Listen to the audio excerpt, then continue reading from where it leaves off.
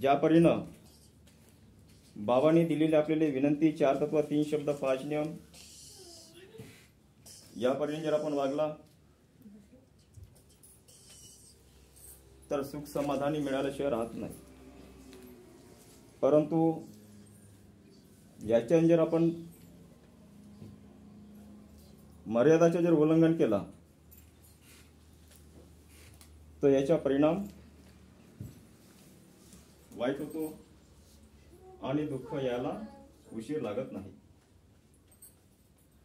तसं आपला एक छोटासा अनुभव सांगत आहे।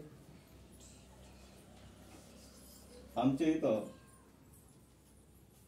दाजी असताना आमचे जे पुराणे बांध्या जे होते, आमच्याकडे पहिला अगोदर शेती होती, पण काही कारणास्तव ते शेती विकण्यात आली। परंतु ज्यावेळेस शेती असताना उन्हाळ्याची वेळ आम्हाला बांध्यामध्ये वांग्याच्या रोपाच्या लागवड करायचं होतं।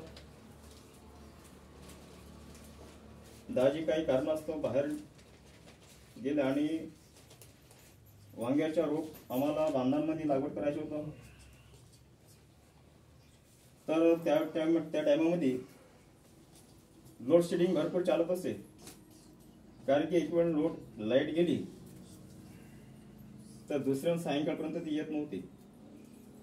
लाईट फक्त 9 वाजेपर्यंत, सकाळपासून तर 9 वाजेपर्यंत आहे, आणि 9 वाजे गेली तर सायंकाळपर्यंत येत नव्हती।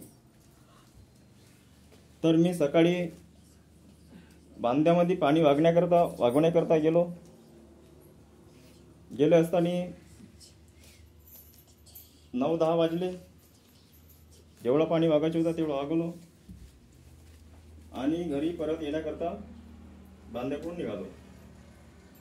घरी येत असताना अर्ध्या रस्त्यामध्ये आई, ज्येष्ठ मार्गदर्शिका गोपीबाई झंझाड उपस्थित आहेत।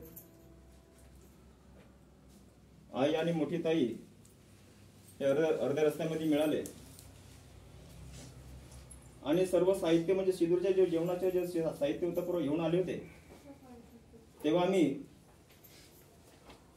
अर्ध्या रस्त्यामध्ये भेट झाली आमची। आई म्हणू लागले, दादा म्हणते तू कुठे चालला? आई म्हणलं मी घरी जातो आणि नंतर मी थोड्या वेळामध्ये वापस येतो। तर आई काय म्हणते, दादा मी जेवणाचं साहित्य इकडे आणलेलं आहो, आपण लवकरात लवकर वांग्याचे रोप लावून टाकू आणि लवकर झालं तर आपण घरी